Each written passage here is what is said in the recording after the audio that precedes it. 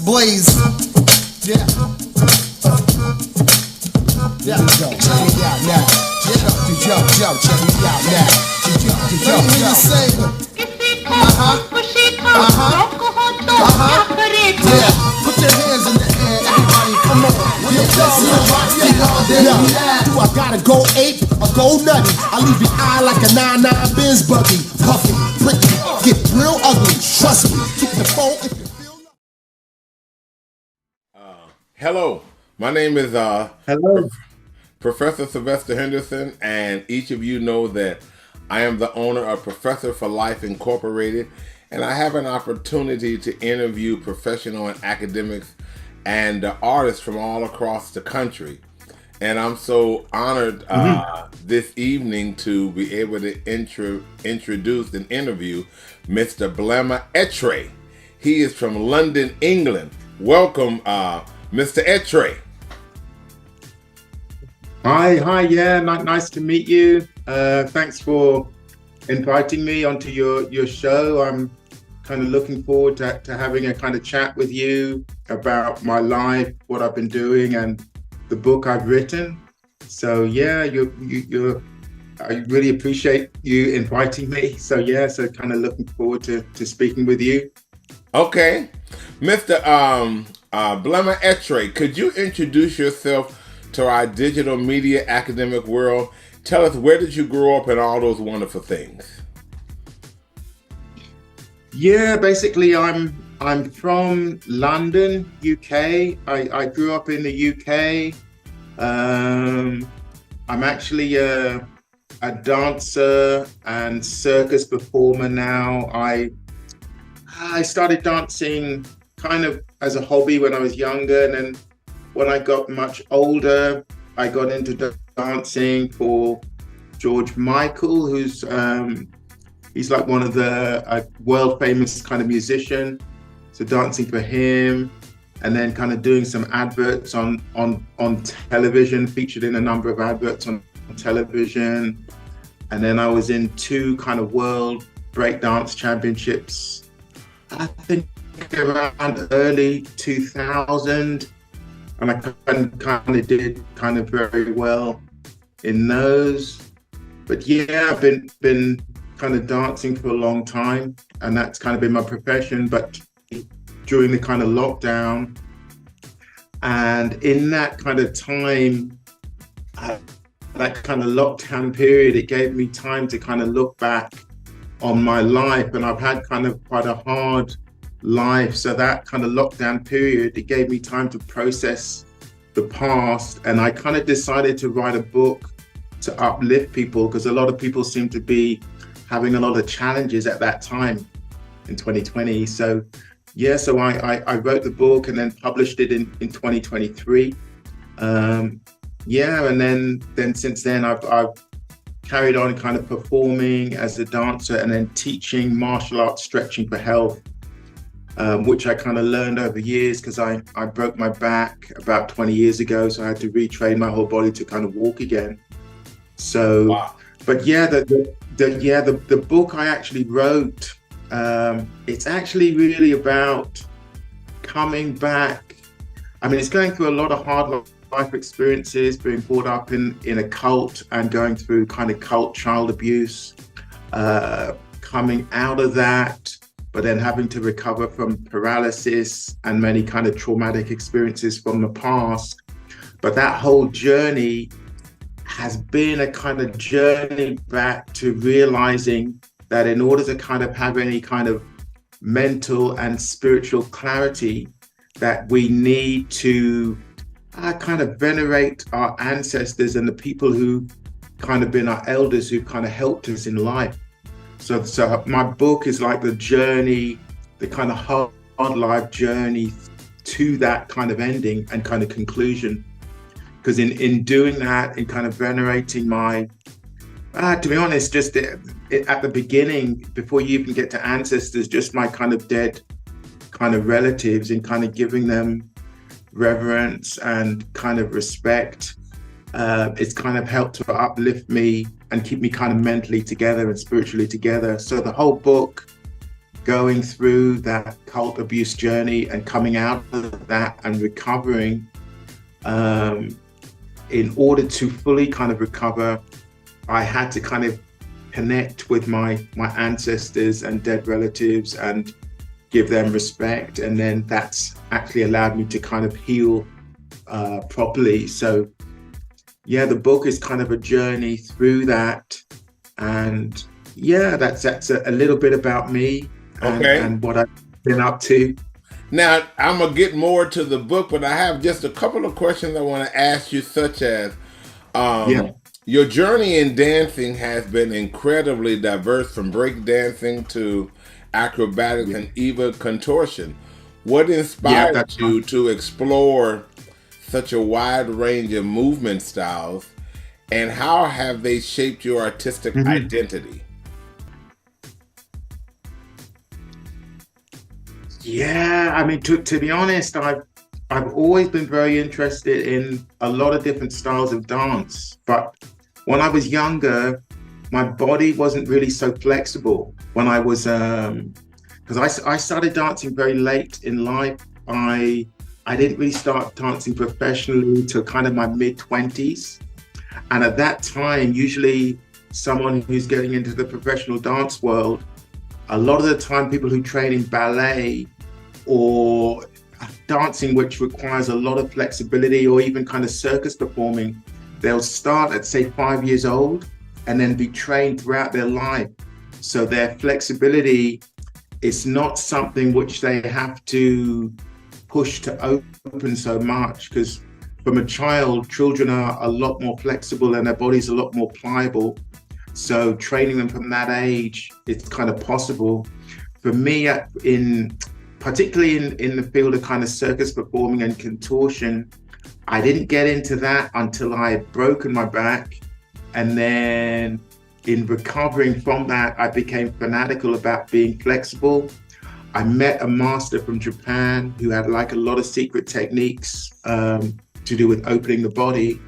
And then that allowed me, well, I got a lot more flexible, something like maybe 4 or 5 times more flexible after my injury in kind of late 30s than I was when I was 15 or 16. So it gave me the opportunity to kind of take my dancing and circus performing to another level. So that I've always been interested in contemporary ballet, other kind of styles on top of breakdance and hip hop, which is kind of my foundation. But in my later life and becoming more flexible, it's allowed me to look into other kind of styles of movement and to kind of get into those. So I have quite a very unusual journey, because most people who get into kind of things like circus performing or even ballet and professional dancing, they start when they're very young. So your artistic identity is very eclectic. It involves a lot of skill and a lot of interest in a variety of dancing.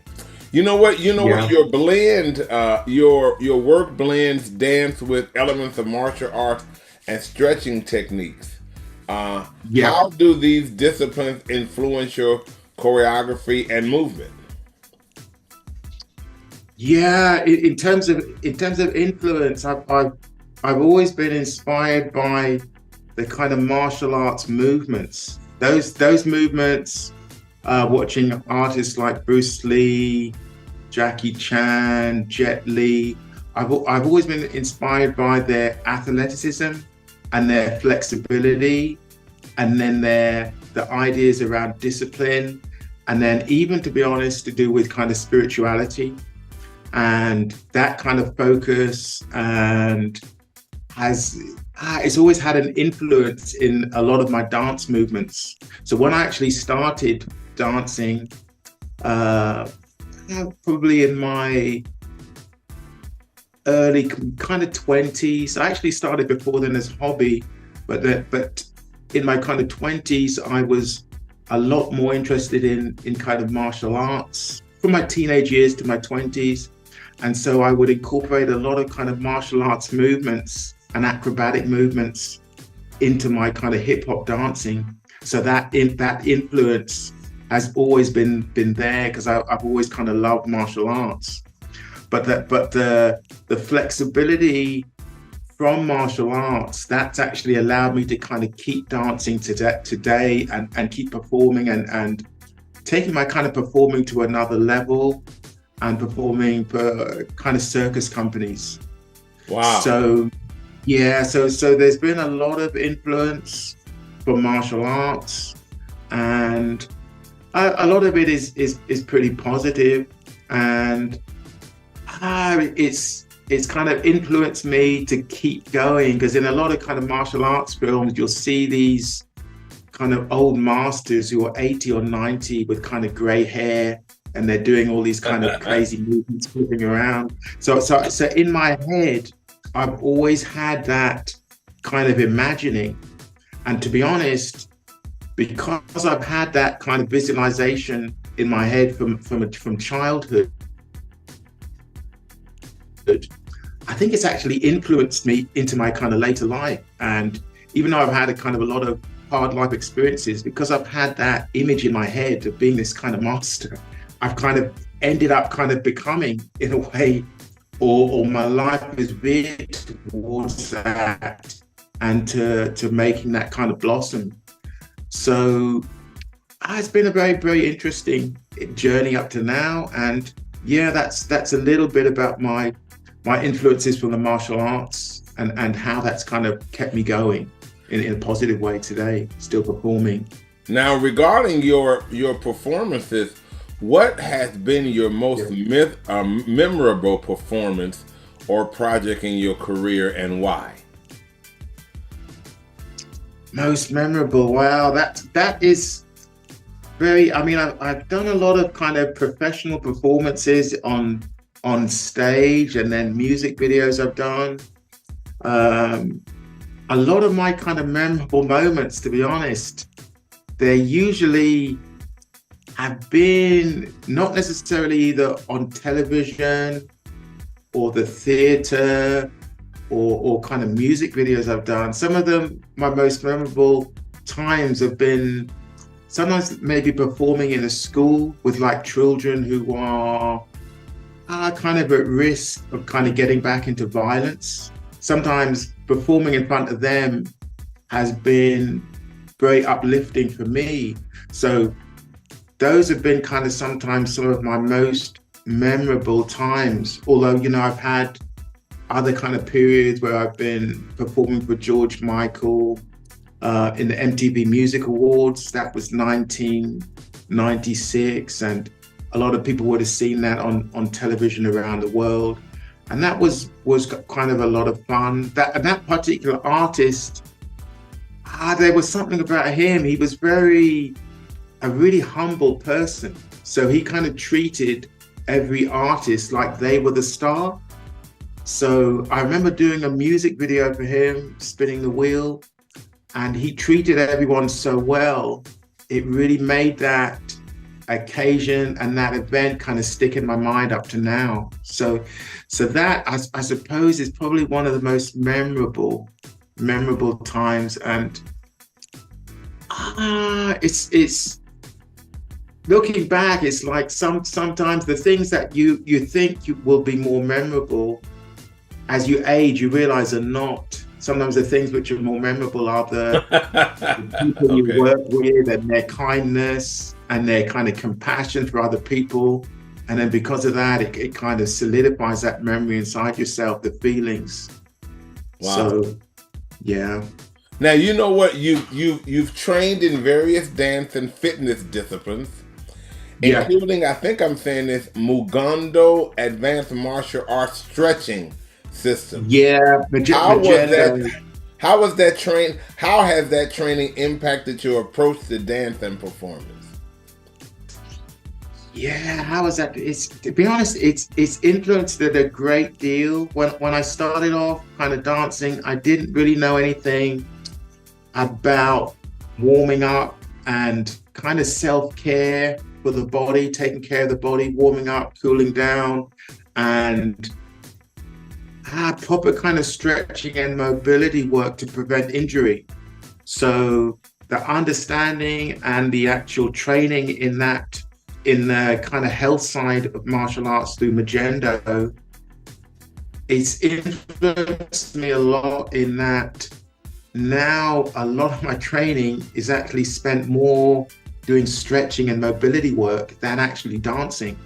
So Wow. Okay. in order to maintain my body, in order to maintain my body so that I can do these kind of complex, advanced movements where I'm pushing my body to the limit and doing moves like backflipping on my head, which, you know, if you mess up those moves, then you die. So in order to train your body so that you can do those movements fluidly and without injury, I've been kind of using Magento, the actual the flexibility and mobility kind of secrets from that in order to dance and perform at the level I'm doing now. So that has been very, very important in being able to keep performing at the level I am and keep pushing the level, because at the moment I'm trying to actually improve on what I'm doing quite a lot in my kind of performances and skills. And that the Magento martial arts flexibility has given me a good foundation. And then now I'm actually looking to kind of develop my own understanding and my own kind of practice around flexibility, mobility, and the health side of dance, which is actually allowed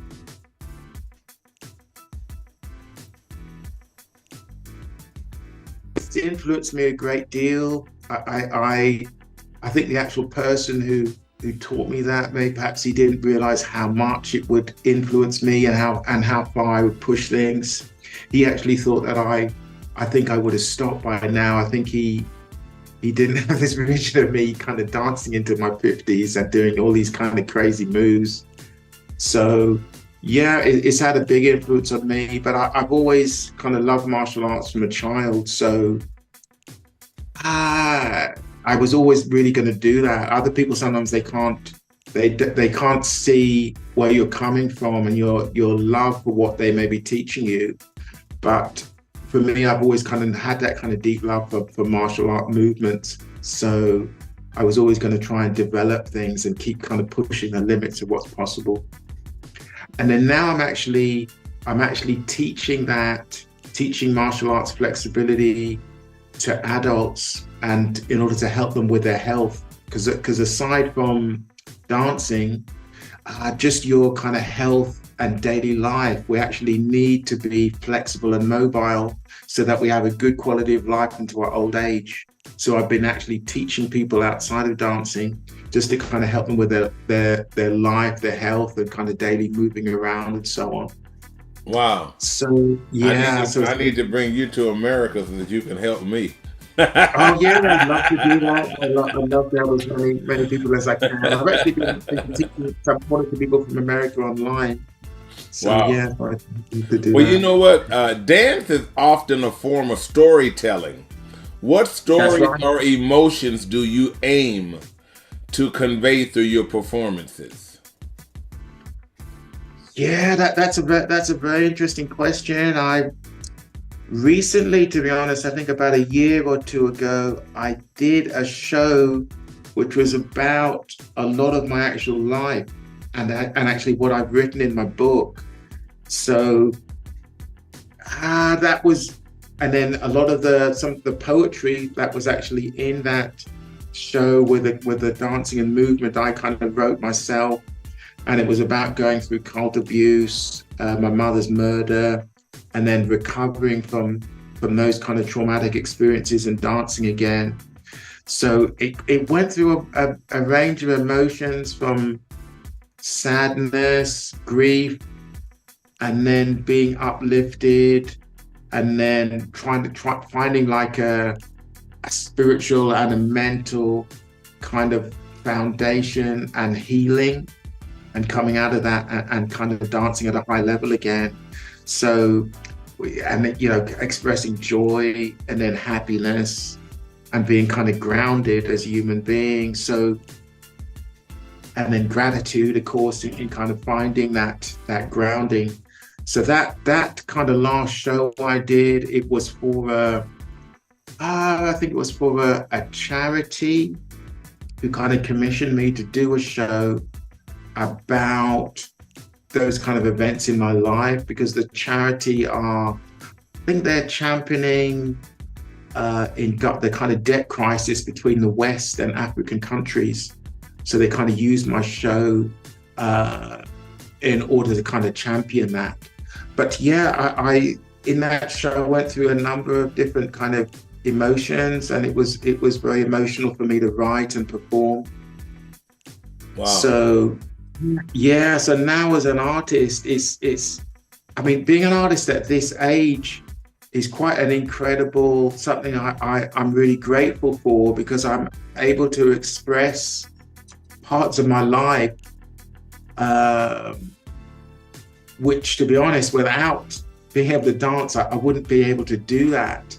And yeah, I'm very grateful that I can still dance, and I can use that kind of platform to tell kind of deeper stories, which I think, to be honest, can be healing for everyone, because I think the world needs more people who are going to have a kind of healing kind of foundation and basis, and want to bring that kind of healing to the world to affect other people in whatever other kind of positive way they can.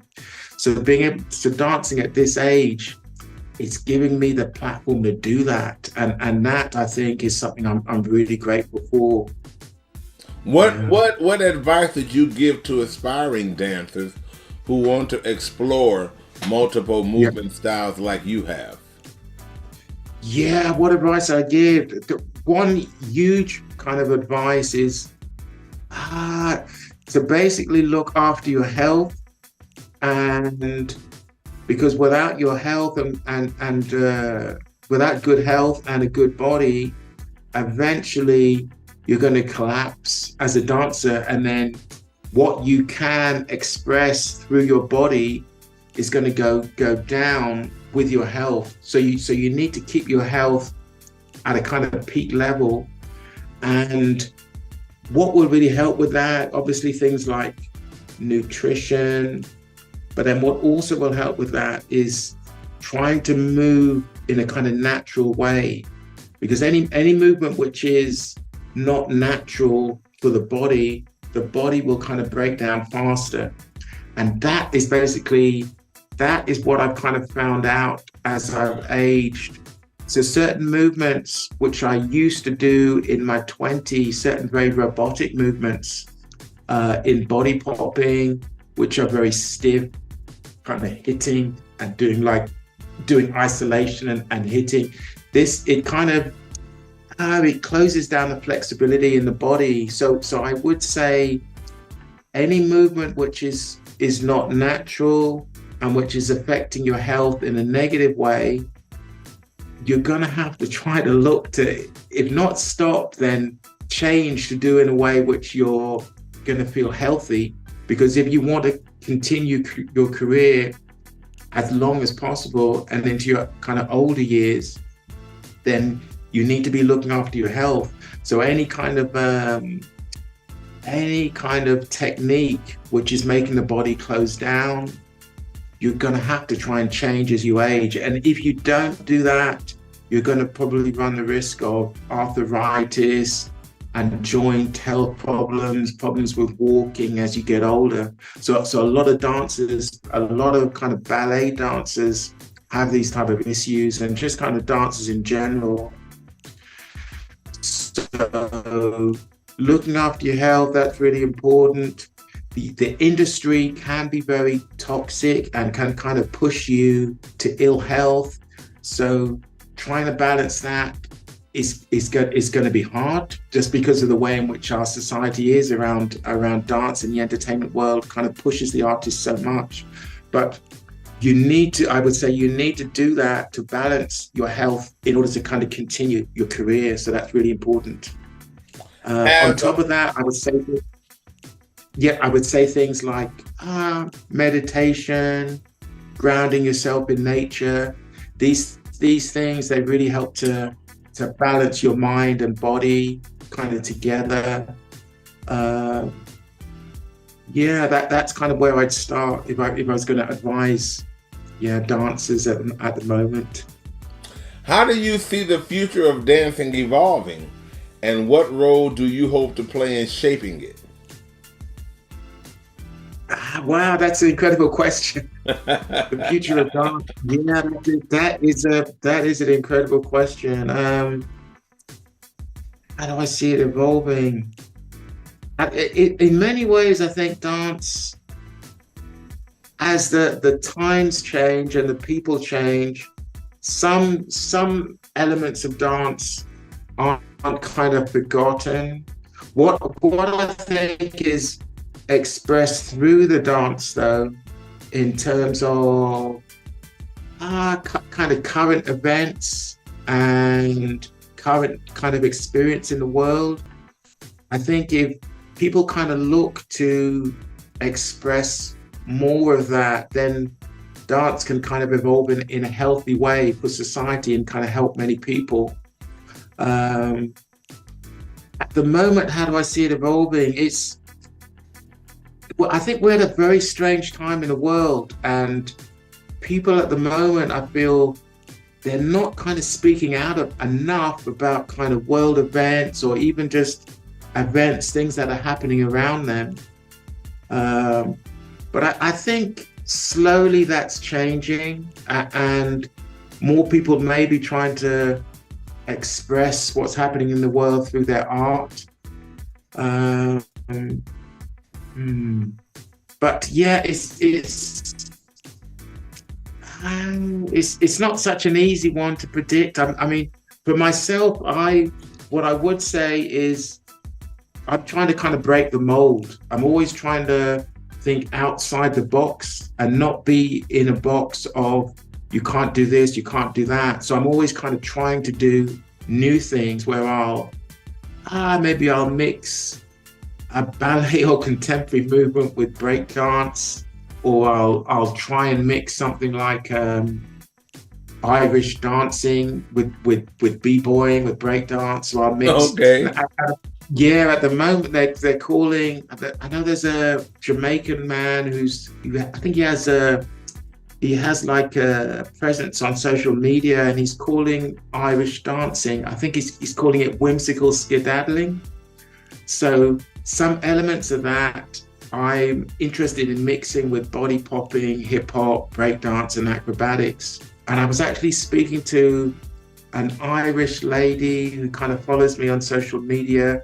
She used to be she was like a champion in Irish dancing, I think in London and Ireland, but many, many years ago. She's kind of not so well now, but it was just interesting talking with her about Irish dancing and kind of mixing that with other kind of forms of dance. So for me, I see myself kind of thinking outside the box and trying to incorporate other kind of styles from around the world. And I think that's a very good melting pot for bringing people together, because at the moment the world is so divided, and it needs to have some kind of unity, I think, in order for kind of positivity, healing, and growing of the world without human beings kind of destroying themselves. So the world, I think, is in a strange place in that way. So my kind of thinking is try to bring many styles together and try new things and kind of make a melting pot from a lot of different kind of cultures and styles, and then just kind of see what happens. And if it's kind of healing, positive, and people are having fun while they're doing that, I think that's all good. I think that's kind of the way forward.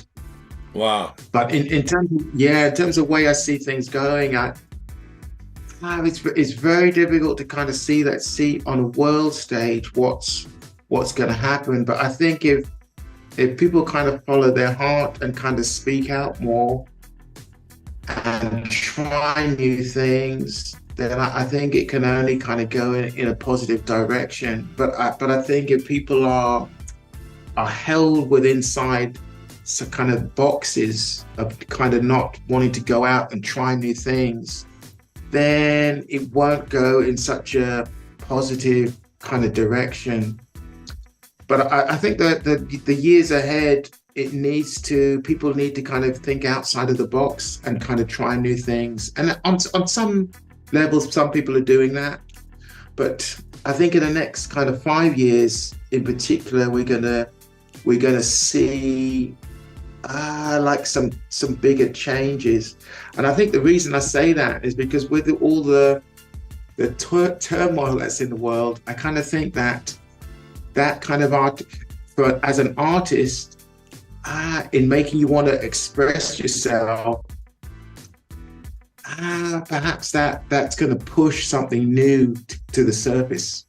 So that's kind of how I see things going. Now, beyond dance, and then I'm going to ask you a couple of questions about your book. Beyond dance, you've also been involved in personal training, I believe. That's right. And how does your knowledge of fitness and body mechanics enhance your dance practice?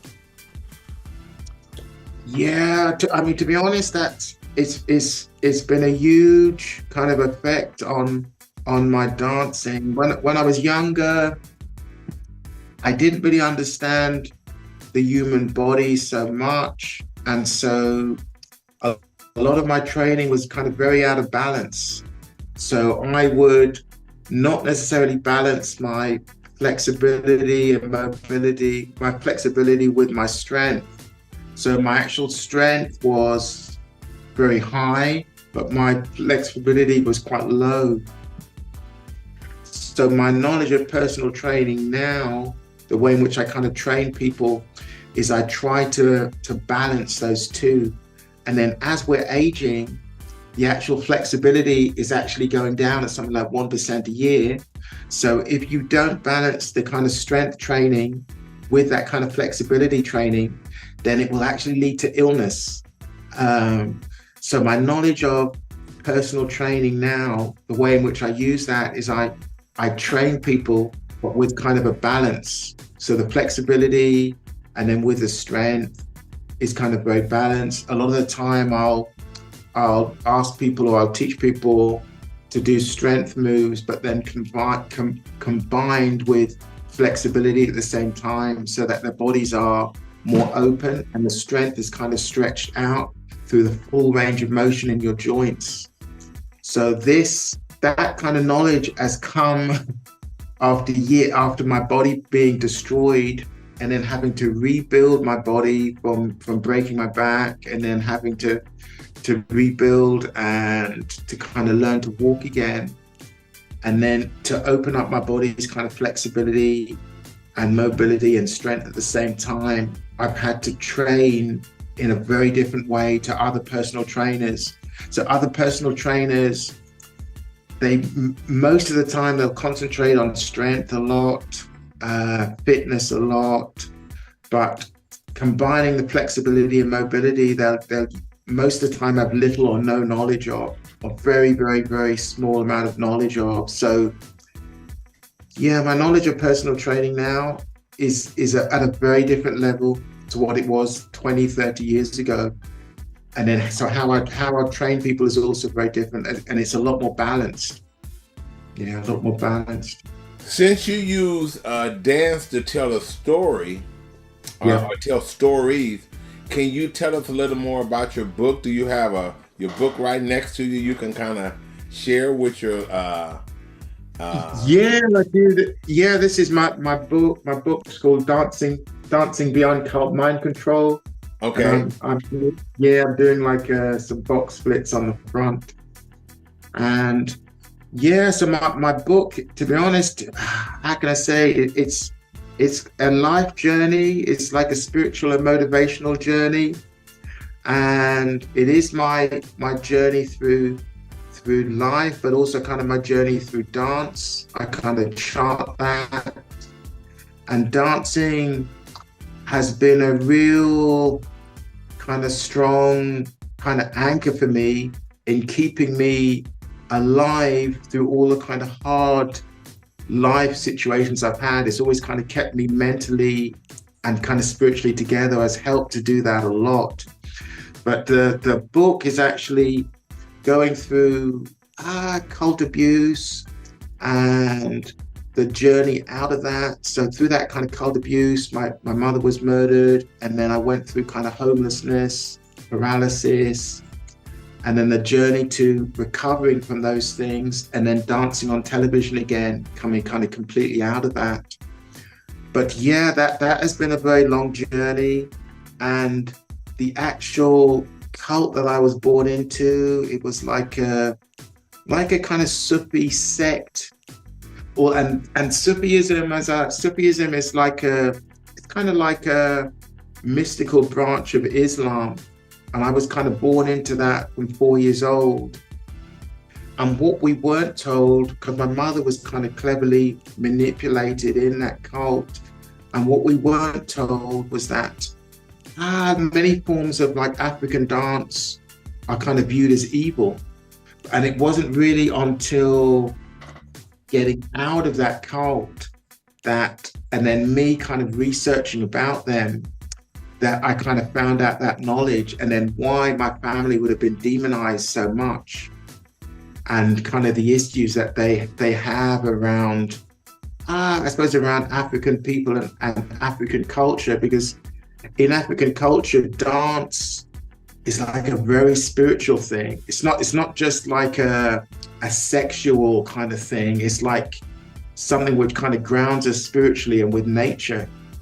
And then is also used in veneration of your ancestors, respect for your elders, and kind of dancing is used throughout those kind of times. So if you disconnect kind of African people from that expression, then you're kind of mentally and spiritually trying to disable them. And it's only really since I kind of came out of the cult abuse and then was kind of studying the cult I was in, that I started to understand more of their attack and kind of demonization of myself and my family. But that and then that whole journey has kind of brought me back to what I suppose people would call African spirituality. But the journey to that has been going through a lot of hard life experiences, abuse, and then trauma, in order to find the grounding and then the healing, which would actually work to make me grounded in my life so I can kind of move forward and successfully kind of survive in the world and be grounded and have kind of any power in the world. So the book is about that. It's about that kind of long life journey. And then the brainwashing I got from like 4 or 5 years old, because I was kind of brought up to commit suicide by a certain age. So coming out of that has taken many years, and the book is about that journey. Yeah, the book is about that journey and coming back to being grounded mentally and spiritually and physically healthy. Well, you know what? It sounds like your mom was a lovely lady, and it sounds like that she inspired you, even though she was taken from you young. It seems that her beauty of the love that she left you impacted your life. And just listening to you, I could tell that a lot of the dance is an inspiration to her, to help you to heal and deal with the traumatic loss of your mother. You want to talk about that a little more, because it seems as though what a hard thing for a young man to have to experience the loss of his mother. Yeah, so you're right. I mean, that basically the dancing, it's and then also my mother's life. She was like a very inspirational person for me. She started a college and then kind of helped many people come to the UK. get an education, and then like become grounded in life. And my mother was always a very positive person, had a lot of compassion for people, and was always trying to get me to kind of follow that kind of role. But in honoring my mother, being compassionate, that has been a very big thing for me, and trying to help other people. And so obviously that comes out through the dancing I do. And I know that even when I was kind of in the cult and kind of was kind of told not to dance, even in those times, I think when my mother would see me dancing, she would kind of be uplifted by it. So she couldn't really kind of stop that. She knew that I was very kind of joyous in those stages of doing that, even though the kind of cult slowly kind of tried to stamp that out. But yeah, in coming out and healing, dancing, I think if my mother can see me, then on the other side, a spirit is uplifted through what I'm doing and through dancing, and then trying to kind of uplift and motivate people through the dancing I do. And a lot of that is to honor my mother's spirit. So yeah, it's like it's been a full kind of turnaround to finding myself and being grounded mentally and spiritually. And I think my mother would be very happy with what I'm doing. And yeah, it's a very good question that you brought up, because yeah, my mother is like my inspiration for my life, and then how I live my life, and the kind of compassion I show others through what I'm doing. So yeah, you've hit the nail on the head. I can tell your mother was a lovely person. She was a lovely human being. But you know what? Speaking as a humanist, your mother is still living because you're living. And your mother is living through you. And she's living beautifully through you. And so that's a wonderful thing. Let me ask you, how has your book been able to impact the British culture? Do you have an opportunity with your textbook to talk to many schools or universities or social groups or what have you about your experiences, your life? Have you had an opportunity to present your textbook and kind of like your life story around Great Britain? Yeah, I mean, to be honest, I really only kind of just started doing that. I did like a book presentation at a bookshop that was kind of recorded, and I talked a little about the book and my kind of life journey. But I've also been kind of slowly putting that out on social media. And when I first, in the lockdown, when I first started to talk a little bit about my life on social media, I had a very big response, I think, from the type of kind of engagement I was having on something like Facebook. It went up by maybe 10 or 20 times as soon as I started talking about my life and my life journey. And at that point, I knew that it would be good to actually write a book that I may be able to help a lot more people and inspire and motivate them with their lives. So that, is kind of the reason why I wrote the book. And now I'm actually trying to get more opportunity to speak to more people, more young people, about my life and my life journey. I did recently, about a year or so ago, after I wrote the book, I started working with a charity that charity, they kind of help women and young girls who are either at risk of abuse, or to try to help them to prepare them so that they're not abused or attacked. And within that charity, I started talking about intuition, gut feeling, and then one or two of my own life experiences. But I'm actually looking for more opportunity to speak to young people about my life. and see if I can kind of help them in a positive direction. Sometimes I'll do that, but in a very small degree. In the dance classes that I do, just occasionally things come up in the class and I can kind of speak about my life and experience, but I'm looking for more kind of platforms to do that. And I'm starting to try to do that, to connect with more kind of platforms through social media. But, these things, I guess, they take time and, you have to be patient. But I feel if I keep working on that, I'll slowly kind of get more platforms to speak. But it does take time and it's not necessarily always so quick. But yeah, I will keep moving forward with that. Well, your book talks about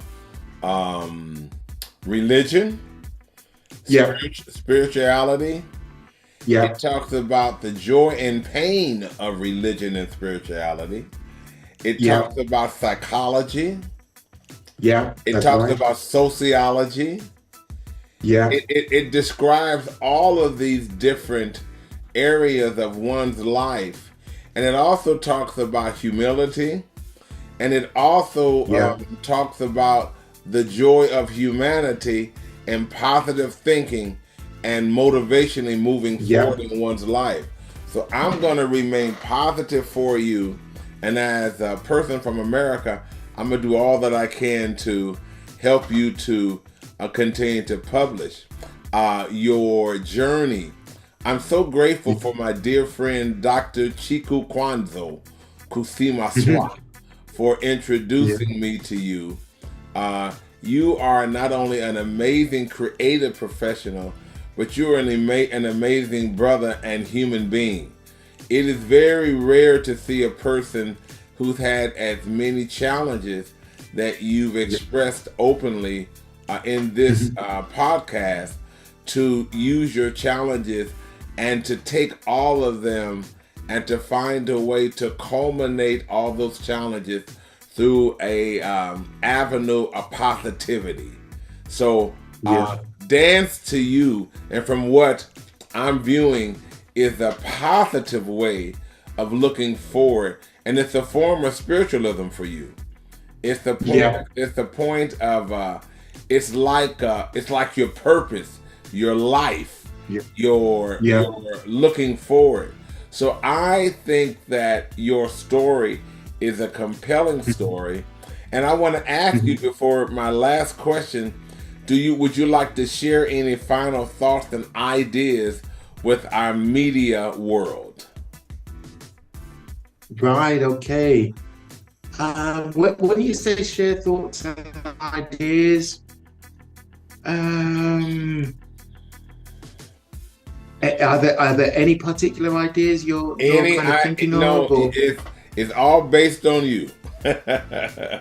If you have any final thoughts or ideas you want to share. Anything else you want to tell our audience about your life, your book, your purpose, your meaning for existence? Yeah. I mean, one thing that I think I would say is that as we kind of go forward in the world and kind of the way it is at the moment, where things are, one thing I would actually say is that it would be good if people could ground themselves in nature and connect with people, not necessarily just online, but kind of real kind of human connections where they kind of meet and kind of talk. And don't be afraid to come together with other cultures and try and have like an open mind. And we're all different, everyone kind of bleeds the same, but I think if we kind of come together in kind of love and joy, we can kind of work through our kind of differences. And to be honest, I know the world is kind of very divided at present, but I think if we do come together and try and work things out and move in a positive direction, that things can change. But they're not necessarily always going to be easy. They will take time. But yeah, I think it's good to have that kind of attitude and that kind of openness. Yeah, that's kind of it sounds like you're saying we need to create a world congregation that's called creative sociology, where we can, where we all come in and share our creative ideas and really study society and learn to appreciate and love one another. Yeah, that's right. And to be honest, I think music and dance, it has that kind of power on a kind of world stage. In every kind of culture, you're going to see music and dance, and it seems to transcend a lot of kind of hate that's in the world. People will always kind of, we're always kind of attracted to music, and music is always kind of uplifting, and dance is always kind of uplifting. So the art kind of has that kind of spiritual power, and I think it's very good to keep that in mind and to kind of use it in a healing perspective in order to kind of keep us, to help uplift us through the kind of times that we're in, specifically at the moment as well. So yeah. Well, Mr. Blema Etrey, I want to thank you for taking the time of your busy schedule. Oh, thanks so much. And, thank you so much. Really appreciate you inviting me. And allowing me to introduce you to our American world more, and to allowing me to have the great opportunity to interview such a great artist and great human being. We want to send love from you I send love from you from America, and one of these days I'm gonna get an opportunity. I've never been to London, but that's one of my greatest joys and passions. I'm going to, hopefully within the next year or so, be traveling to London, and I hope when I get an opportunity to come there, I'll get an opportunity to come and see you dance personally. And I've watched you online, but I would love to meet you personally. I want to thank you from my heart to yours for taking your time, and blessings are with you always, and you have a positive day, and we'll be talking soon. Yeah, thanks so much. Thanks so much for inviting me. I really appreciate it. I really enjoyed speaking with you. You have a wonderful energy. Thank you. Yeah, really enjoyed it. Thank you. Do have a God bless day. All right. Take care. Yeah, sure. Bless you. Bye-bye now. Sure. Take care now. Thanks. Bye. Figures chopped in the coffee blender. My shots like squeaky men on your window. Usual suspect, I'm the crippled member. Get away when I sat down in the office. Heat in my lap keep me walking awkward. While y'all talking, not reinforcing. Mike, it's hard to keep my paws off it. Yo, is my when it's over. No twin style, I pulled up with King Cobra. Out in the Nova, don't bother. My Nina Brown, plus it's